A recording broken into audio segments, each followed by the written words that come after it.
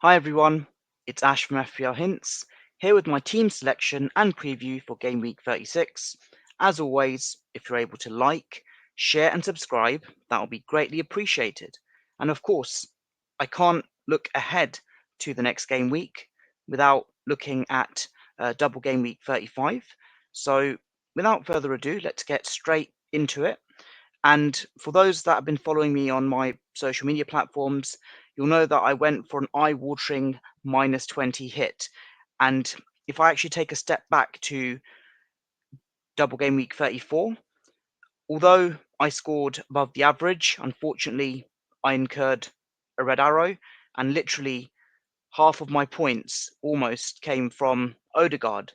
The rest of the team was a massive fail, and I had to take drastic action. So obviously had the double in 36. I beg your pardon, had the double in 35, and we've got the double in 37. So I decided to just take a huge amount of hits to ensure that I've got my team set up for the remainder of the season.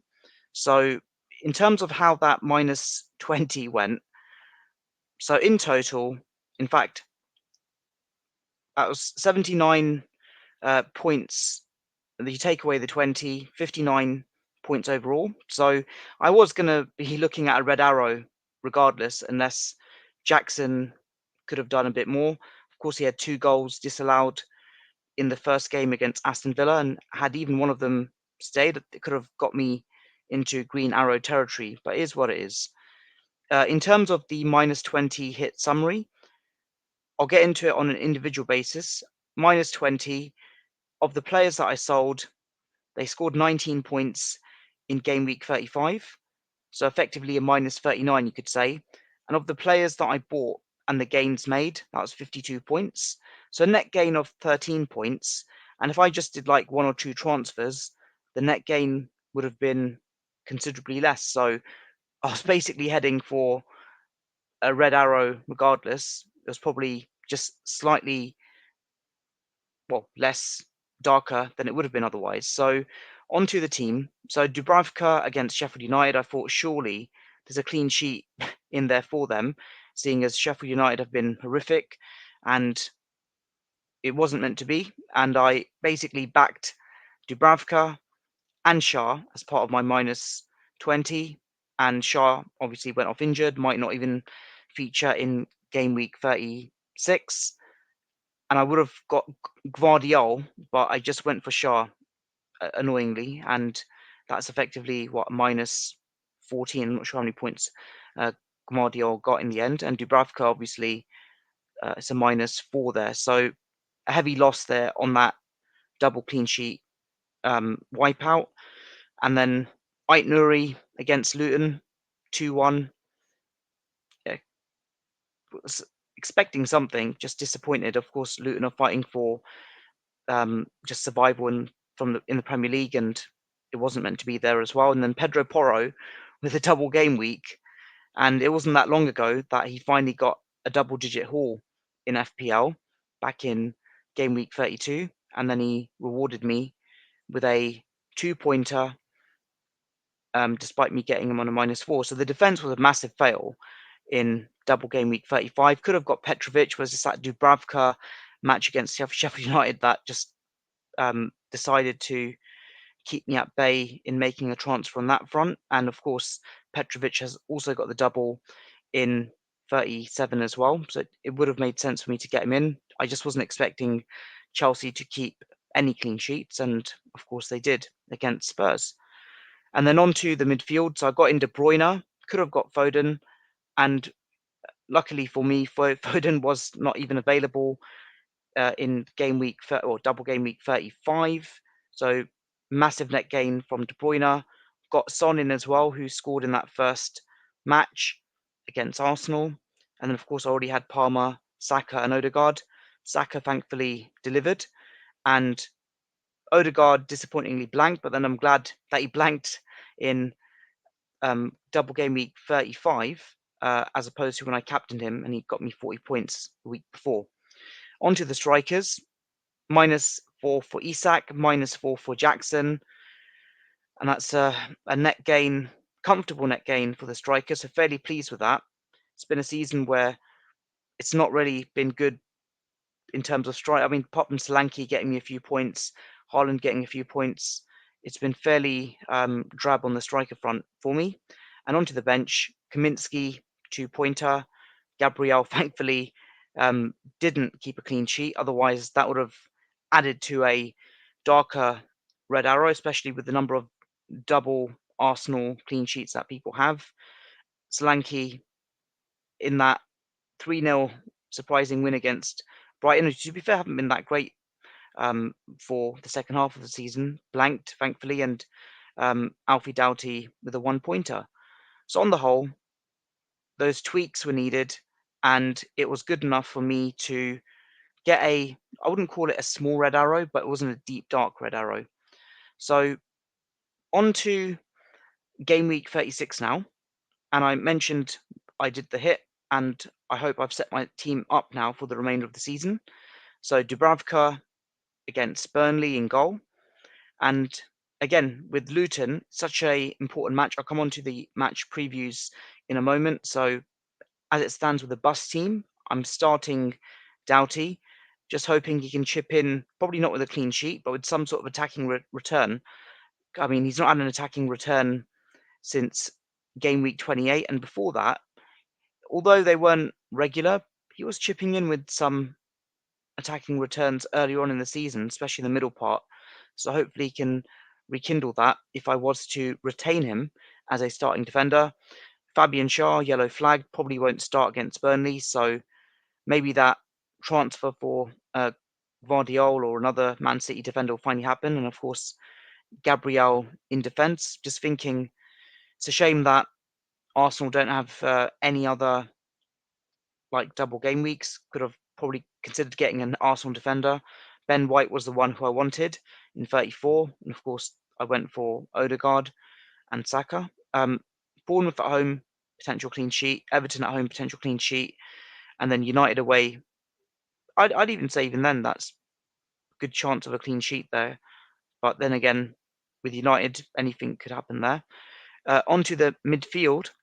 And for the eagle-eyed among you, you'll see that I didn't captain Palmer in 35, but he's my bus team captain for 36, and I'll come on to why that is.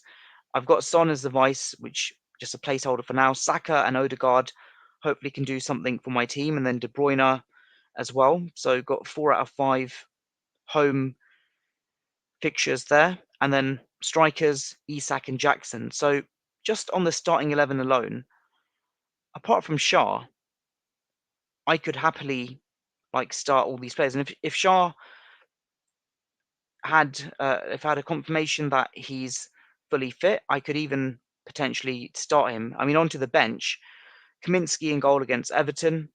I think the clean sheet. I mean, they've got Alfie Doughty. I think that's more than enough Luton coverage there. Solanke away to Arsenal. Again, got lucky benching him last time out. Sub 1 here as things stand. And look at like Dom Solanke and the fixtures that he has. I'd really want to start him against Brentford in 37, unless I get Højlund potentially. And then, yeah, Chelsea away, you could easily score there as well. So, sub 1 for now. Pedro Porro, massive failure, as I mentioned, in his double game week. But then, to be fair, the fixtures are fairly tricky as well. And with hindsight, I should have gone with my gut instinct and not taken a hit for him. But then he's got the double in 37 as well. So, on the bench against Liverpool in one of Klopp's last matches at Anfield. And then Ait Nouri with the yellow flag away to Man City makes up the third sub spot. So on the captaincy front, look, I'll come on to the captaincy polling data in a moment as well. But you could literally pick so many captains here. You got Jackson, captaincy material, Isak, De Bruyne, Saka, Palmer, and for those that have Foden and Haaland, easy picks as well. So in terms of transfers, I've got two options. I could roll the transfer, but I'm thinking Man City really want to go out and just do their best to just put the pressure on Arsenal, and it would be a bit nuts not to have triple Man City at this stage of the season. So, like, getting rid of Shaw for Guardiola, I think would make sense, and then another Man City player. I The other option I could do is potentially sell Solanke and somehow get Haaland in, but I'd need to sell probably a Saka, which I could do, or an Odegaard. Yeah, I mean not Odegaard, but I'd have to sell Saka and get a cheap midfielder in to get Haaland. But then Haaland's ownership will be so high that it's not really going to make gains. If I was defending, I'd certainly consider getting him in. So I'll be getting differentials. Captain will be differential for now as well, and we'll see what happens. But I have to go with the differential flow. It worked back to back in the previous two games, and just especially with Palmer still chasing the golden boot. Of course, Haaland chasing the golden boot as well. Ollie Watkins as well. But then, of course, Villa still are in Europe at this moment in time. So that's something worth considering as well. But I could do anything. Would I minus 20 again? So, clickbait thumbnail, probably not.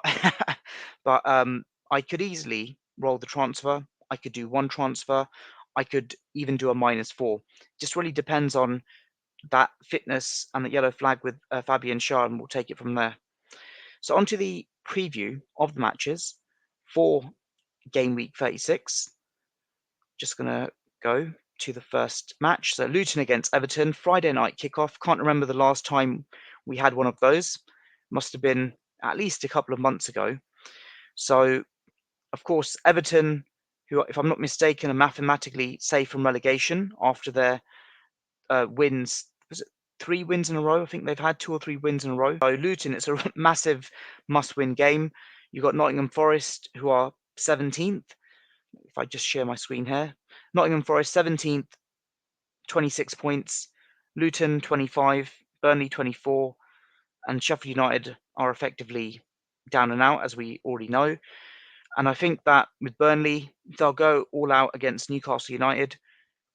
And Luton, they have to just go all out against Everton in the hope that they can stay in the relegation, well, jump out of the relegation zone and be in with a chance to be safe come game week 38. So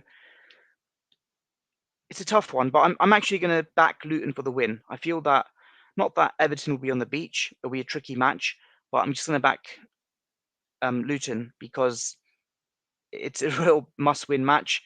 The form hasn't been great, but because Everton are safe, I would back Luton in that Friday night fixture.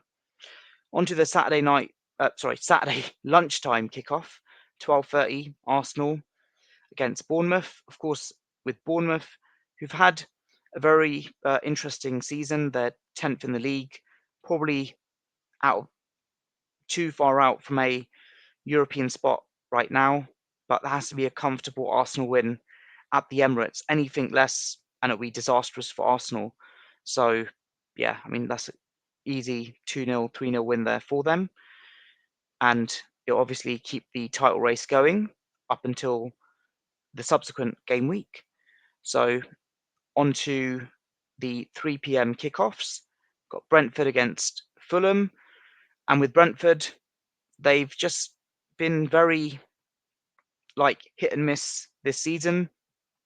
They had 3 draws not that long ago, couldn't really buy a win, and then they've had 2 wins on the trot. And of course, they had a defeat as well fairly recently. So not sure what to expect from them in their match on Saturday, but you've got Fulham, on the other hand, who have also been, well, the form hasn't dipped off for them in the last 5 or 6 games. I think that's one win in 5, I believe. So I think they'll cancel each other out. I'll call that a draw in that London derby.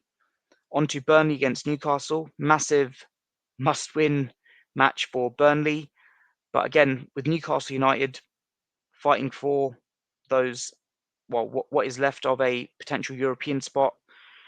They've got Man United just a point behind them, and Chelsea are 2 points behind Newcastle United. So Newcastle going in for the win. Isak's in sensational form, as is Gordon. I think Burnley will put up a fight, but they'll just fall short. So I'm calling that a Newcastle United win. Sheffield United against Nottingham Forest. Sheffield United are down and out. Nottingham Forest, who mathematically are, they're above the relegation zone, despite the deduction of points that they had. It's a must-win game. I think Forest will have enough to beat Sheffield United, which will obviously put massive pressure on both Luton Town and Burnley. So yeah, I'll call that a Forest win. And then Man City against Wolves, goes without saying. Wolves have had their fair share of injuries recently, struggled for just form in general of late as well.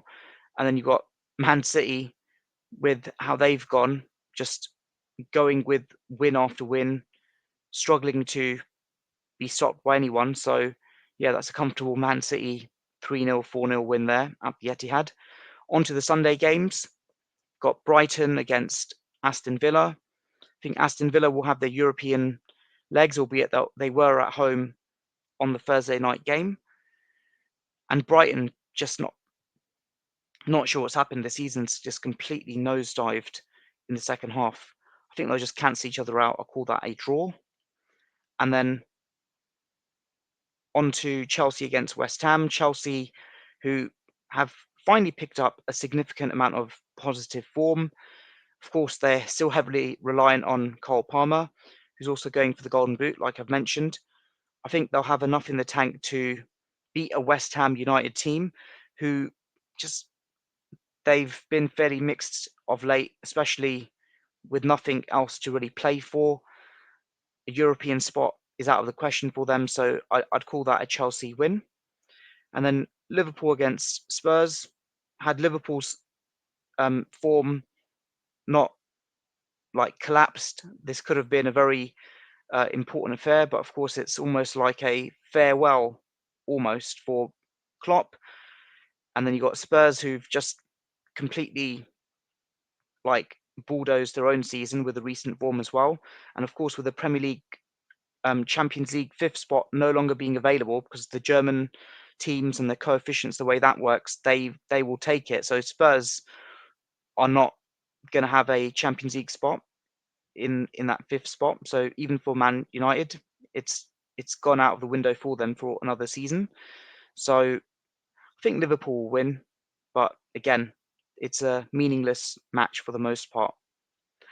And then lastly, onto the Monday night match, Palace against Manchester United. Again, had that fifth spot still been up for grabs as a Champions League spot, would have been a different affair. And Palace, who, with the new manager, they've really shown just more buoyancy, I guess, as opposed to when they were with Hodgson. I'm going to call that a United win, but I think it'll be a very close match on paper anyway. Well, not on paper, I beg your pardon. Just I think it'll be a close match despite their league positions. So apart from that, I'll come on to the captaincy polling data now for game week 36.